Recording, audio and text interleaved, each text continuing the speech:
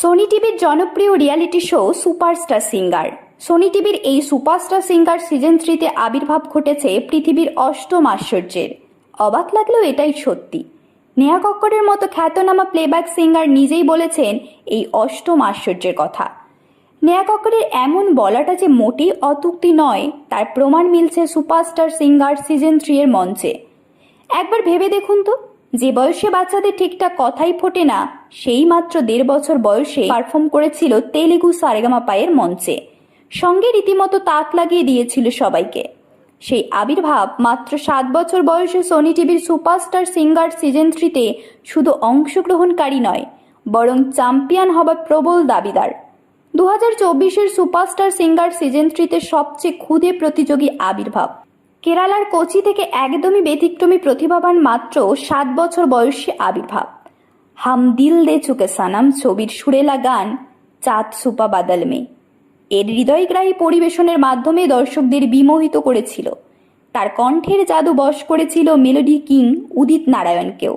প্রশংসা অর্জন করেছিল মেলোডি কিং উদিত নারায়ণ ও ওনার স্ত্রী দীপা নারায়ণের কাছ থেকেও। আবির্ভাবের গাওয়ার স্টাইল দেখে মুগ্ধ হয়ে উদিত নারায়ণজি শেয়ার করেছেন, আবির্ভাব এত অল্প বয়সে এত স্বাধীনভাবে গান গায়, এত আবেগ নিয়ে এই গানটি গাইতে আমার অনেক বছর লেগেছে এবং আপনি এত অনুভূতি নিয়ে গানটি গেয়েছেন।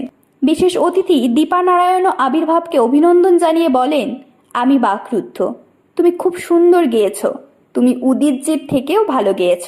বিচারক নেহা কক্কর এই আশ্চর্য প্রতিভার প্রশংসা করে বলেন, আবির্ভাব মাত্র 7 বছর বয়সে আপনি এমন অবিশ্বাস্য আবেগ, অভিব্যক্তি এবং গানকে একত্রিত করেছেন, এটা মেনে নেওয়া আমার পক্ষে খুব কঠিন যে একজন মাত্র 7 বছর বয়সী মানুষ এই অসম্ভবকে সম্ভব করে তুলতে পারে।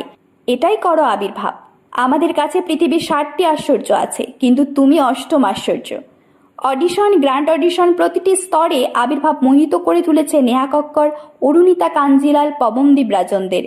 আবির্ভাবের গান, টেম্পারমেন্ট, অভিনয় দেখে নেহাজি তাকে বীর আবির্ভাব অভিহিত করেছেন।